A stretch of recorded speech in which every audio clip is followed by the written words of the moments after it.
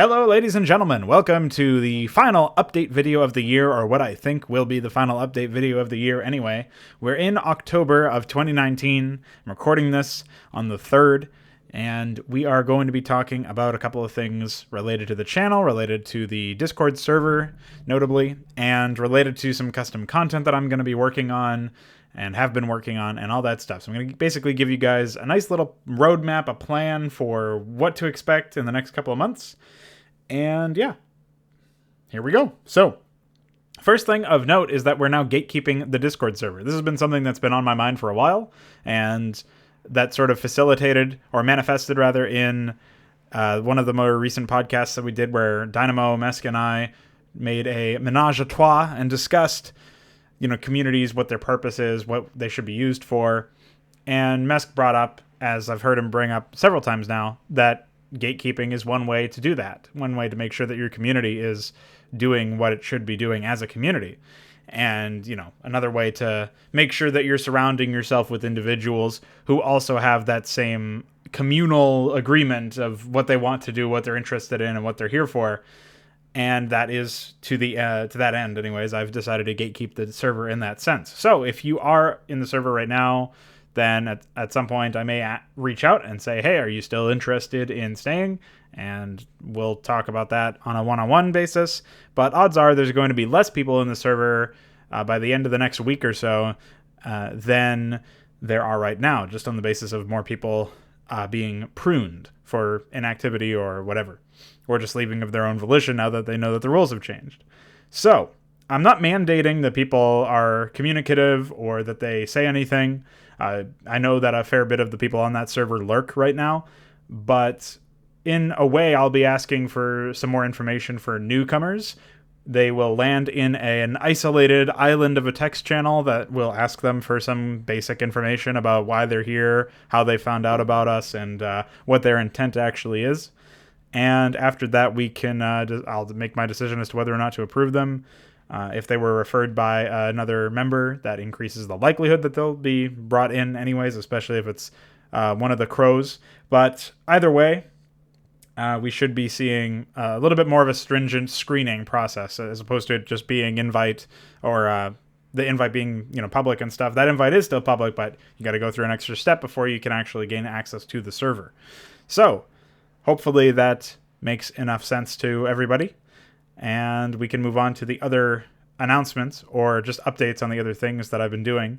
So one of the more recent projects that I've been working on has actually been the Eye of the Storm Mapperino submission that I'm going to be doing, or have been doing, with iQuare.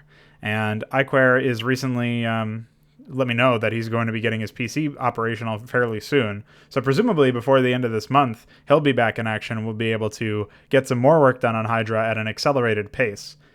But this Mapperino submission is a good way for us to explore some of the later game, new game state environments and matchups, and just seeing AI use a lot of the new tools and the player being able to also use a lot of those new tools that we're adding in for all of the different races through the new game state. So that is one of the reasons why we decided to go ahead and do this. It's basically just an excuse to accelerate the development of some of the Hydra features.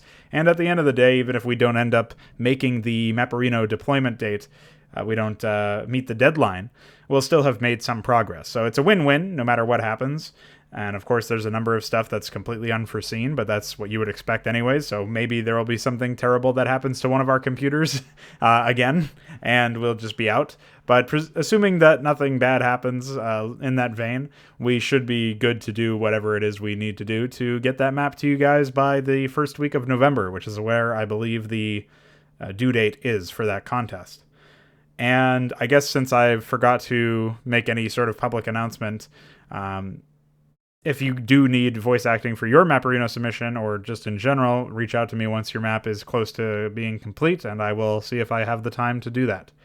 That's just a general thing, though. If anybody has a project that is demonstrably close to completion or is complete, and they want voice acting for it, they can feel free to bring me up in as a name and reach out to me if they need to. So that's something that I can't always promise a fast turnaround, as UED Commander knows with his alternate campaign, but I can promise a commitment to quality. We'll leave it at that. So that's the Mapperino stuff out of the way.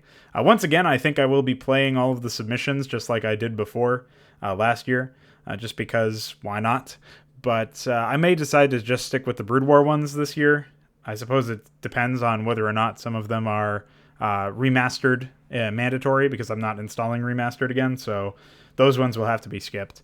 But I think most of them that I've seen are not going to be on remastered, so we'll see what happens. Either way, if you don't see those Mapperino submissions being played at any point and you want to suggest that yours is played, of course, feel free to let me know.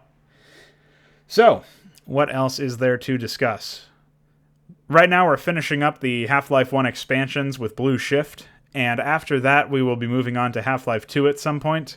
I think we'll wait before we start Half-Life 2 for at least a couple of weeks, and you'll be seeing more modding streams from me as we try to accelerate the development of that Mapperino submission. But other than that, it's Warcraft 2 and its expansion. Those are coming up. We've already done the bulk of the base game, but we still have to finish the Orc campaign, so Dynamo and I are still tag-teaming that one. Once those two productions are done, the Half-Life franchise and Warcraft 2, and they're reviewed and all of the other, dots and crossed T's and all that stuff, that's basically what we're going to be focusing on for the time being. But after that, we can move on to some of the more long-lasting but ever-delayed series that I've wanted to do, which is like the Deus Ex franchise. I think I'll start with the first two games of the series and then give it a nice break where I do a bunch of other stuff, like some of the more classic FPS games like Doom and Wolfenstein and Quake, and getting those early retro games run. Once that is concluded, we can return to the Deus Ex series. But that's basically my main idea going forward. As far as RTS content is concerned, although you can't really call it RTS content, I will be running Warcraft 3's Wanderers of Sorceria campaign from Razorclaw X. That will be after Warcraft 2 at some point. Following that, Dynamo and I will be tackling some or all of Mental Omega, depending on how we end up faring in that particular title. I have no guarantee as to whether or not I'll be able to win that campaign. I presume I will struggle quite a bit, but either way, we'll make some progress in that front, and hopefully we'll have started that by the end of this month or the beginning of next. But given how long I think Wanderers of Sorceria is, that could be delayed until the beginning of next year for all I know. So really it just depends on how much Wanderers of Sorceria I can stomach before I decide to invariably quit. And following Mental Omega, we still have to finish up Annihilation by Dudekey. I've decided I'm just going to restart that, so at some point we'll be running that. And that's the planned RTS custom content. Following those, I have a feeling we'll be returning to the CNC franchise and running the 3D games. Yes, this includes the most recent title that isn't a mobile title, which is Tiberium Twilight. Have a feeling that is going to be quite the disaster, considering what little I know about the game. But that'll be the last one. Obviously, we've got to do General, Zero Hour, and then the Tiberium Wars, Kane's Wrath combo. I've already done Red Alert 3, so I'm not going to do that again. That is an unlisted video. You can go to pronogo.wiki.com/video, and you will find that Let's Play organized somewhere in that page. So if you missed that, that's a very politically correct production. I hope you guys enjoy that one. But it's also an old one, and it was one of the first CNC games that I actually ended up doing an LP of. Maybe the first, actually. Yeah, I think it might be. What a surprise. So, with that all established, once we're done with the Command & Conquer franchise, I intend to do Battle Realms. I may decide to do Battle Realms before CNC 3. I'm not sure when. Not sure if there's a sequel to that game. I think there is, but I don't know how many of them I'll be running or what. But that was a game that was requested probably close to a year ago now, and I would like to get that done. So anyways, all of the titles that I mentioned are definitely going to keep me busy for the foreseeable future, and I will post an update once we get close to clearing out some of these, and whenever I need to post an update in general, if something else happens, probably maybe February or something, you can expect another update video. So that's it. I hope you guys have, I hope you guys feel informed. I hope you guys feel updated, and hopefully you guys are having a wonderful end to the year. 2019 was a pretty cool year, I think. I got a lot of stuff done so far. I have no intention of slowing down towards the end of the year or in general. And despite the fact that my stream schedule has been a little bit all over the place because I've picked up this job with Peeker's Advantage over in the Counter-Strike scene, that doesn't stop me from wanting to continue to make content and maybe even improve the speed at which I'm able to make content. But we will see how that goes. I'm still not 100% sure what needs to be done to optimize my current pipeline. So thank you for remaining patient during this growing pain-filled season. And hopefully once we clear 2019, we can roll into 2020, release my brother's birthday project, which will be very, very insane. And we've already got a fair bit of work done on that.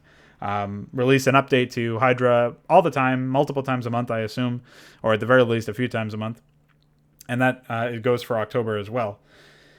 And yeah, just continue the slog of pumping on through all of these really bad games that people seem to like for some reason. Liking video games? It's 2019, dude. Grow up. In all seriousness, thank you for watching, thank you for hanging, and if anybody has any questions about anything that I brought up here, feel free to post them in the comments. I will gladly set you straight. Bye.